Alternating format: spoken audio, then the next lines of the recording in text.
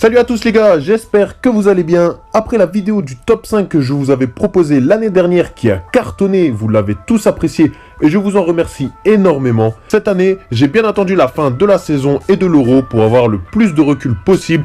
Et je précise bien que ce classement ne prend en compte uniquement les performances des gardiens sur la saison 2020-2021 seulement. Avant de commencer ce top 5 les gars, je vous invite à mettre un like et à vous abonner si ce n'est pas encore déjà fait. Mais surtout à bien regarder la vidéo jusqu'à la fin, car je vais justifier mon choix de ne pas avoir mis certains gardiens que vous auriez certainement mis dedans. Mais j'ai dû faire des choix, hélas. Donc ne venez pas me dire en commentaire comme l'année dernière « t'es trop nul, top 5 sans Courtois, du n'importe quoi » si c'est pour ne pas écouter les raisons de mon choix en fin de vidéo. Il m'a été en tout cas très difficile de faire ce classement le plus juste possible. Il y aura donc beaucoup d'entre vous qui ne seront pas d'accord avec moi malheureusement.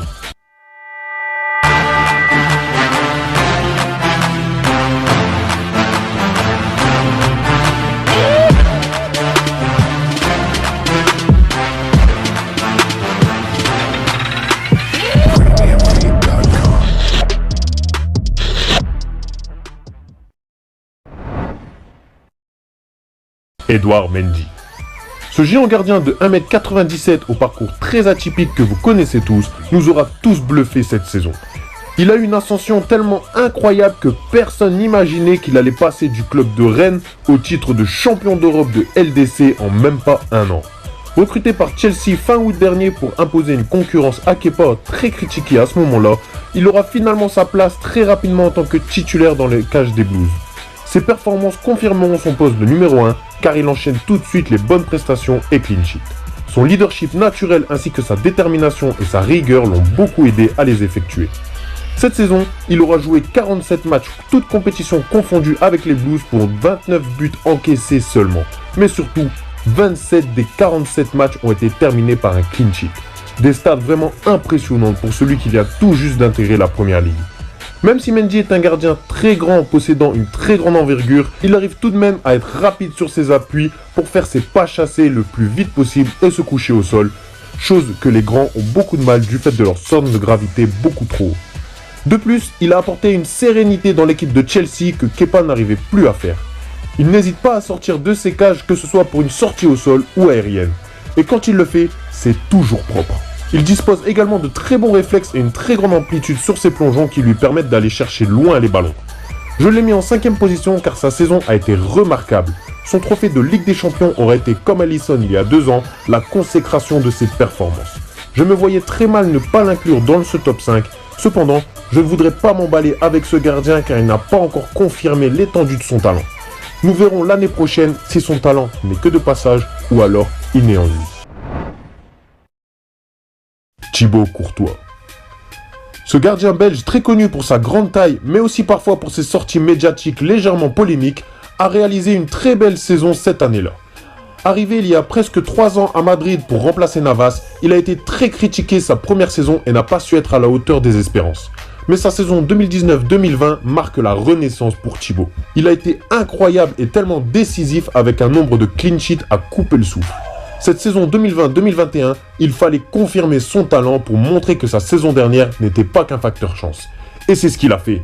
Légèrement moins décisif que l'année dernière par les stats, il a tout de même démontré ses qualités de grand gardien et a emmené son équipe à la 2e place du championnat derrière l'Atlético Madrid. Il fait partie aujourd'hui du pilier de l'équipe des Merengues avec Karim Benzema et il a réussi à faire oublier le départ de Navas, triple champion d'Europe. Élu 2e meilleur joueur de Belgique derrière Lukaku, il a effectué 26 clean sheets en 61 matchs et aura encaissé seulement 51 buts. Courtois est un gardien qui sait jouer de sa grande taille en plongeant sans avoir besoin d'appuis latéraux grâce à son envergure incroyable qui lui fait gagner des centimètres et surtout des fractions de secondes pour dévier le ballon. Il est très imposant lors de ses sorties et ses face-à-face, ce qui fait de lui un gardien redoutable et très difficile à le vaincre. Il pourrait néanmoins progresser sur ses relances à la main et au pied, ainsi que dans ses prises de décision. Néanmoins, avec ses prestations ces 2 dernières années, il nous aura tous montré qu'il mérite sa place dans ce top 5 des meilleurs gardiens du monde, et je pense qu'il le restera bien longtemps. Manuel Neuer. Ce gardien que l'on connaît tous nous a encore démontré tout son talent cette saison, même à 35 ans. En fin d'année dernière, il a fait taire les critiques, dont la mienne, en effectuant des prestations de classe mondiale en phase finale de Ligue des Champions. Et cette saison, il aura encore confirmé que son âge n'est toujours pas un problème et qu'il continue à être au top. Il sera sacré champion d'Allemagne encore une fois, mais il aura été tout de même moins décisif que l'année dernière. En 58 matchs joués, toutes compétitions confondues, il aura effectué 16 clean sheets seulement en encaissant 75 buts. Il aura toujours sa prestance, son charisme et son leadership naturel qui lui permettront de toujours être au top niveau. C'est déjà assez surprenant qu'il arrive à une telle longévité au haut niveau. Espérons que pour lui, cela dure encore plusieurs années.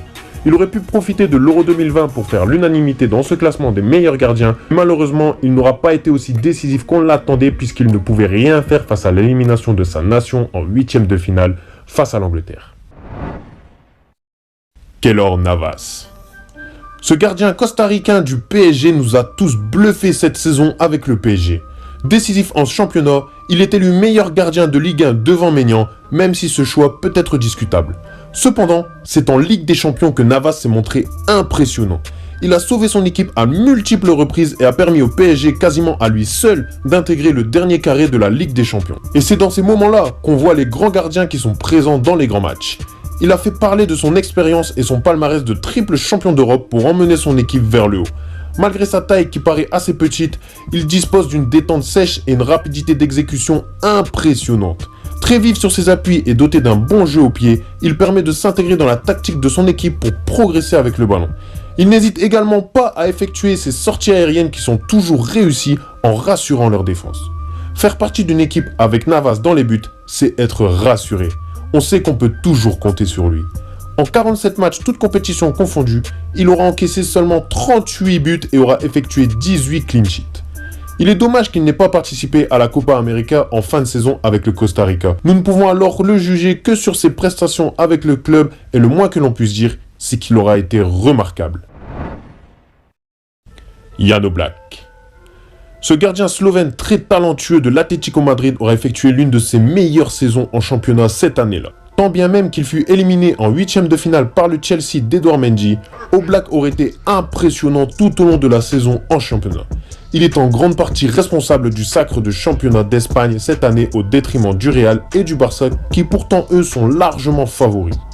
Il a d'ailleurs été élu meilleur joueur du championnat espagnol devant Lionel Messi et Luis Suarez. Ses statistiques sont tout aussi impressionnantes car il a battu le nombre de clean sheets en une saison s'élevant à 18 sur 38 matchs de championnat. Son nombre de buts encaissés, toutes compétitions confondues, s'élève lui à 39 buts pour 55 matchs. Ce gardien slovène est complet. Agilité, anticipation, placement, jeu au pied, mise au sol, prise de décision. Je ne lui trouve quasiment aucun point faible, mais à l'inverse, il n'a pas non plus une spécificité impressionnante car il est bon dans tous les aspects du jeu. Ce qui fait de lui un gardien complet et toujours décisif. Le fait qu'il remporte le championnat avec une équipe qui n'était de base pas du tout favori et qu'en plus il est élu meilleur joueur du championnat lui donne plus de prestige à sa saison, encore une fois de très haut niveau. Malheureusement, il n'a pas pu participer à l'Euro car sa nation n'était pas qualifiée, mais on connaît tous le talent de Jan Oblak. Nous savons tous que ses performances ne sont pas passagères et qu'il continuera à nous faire rêver les prochaines années.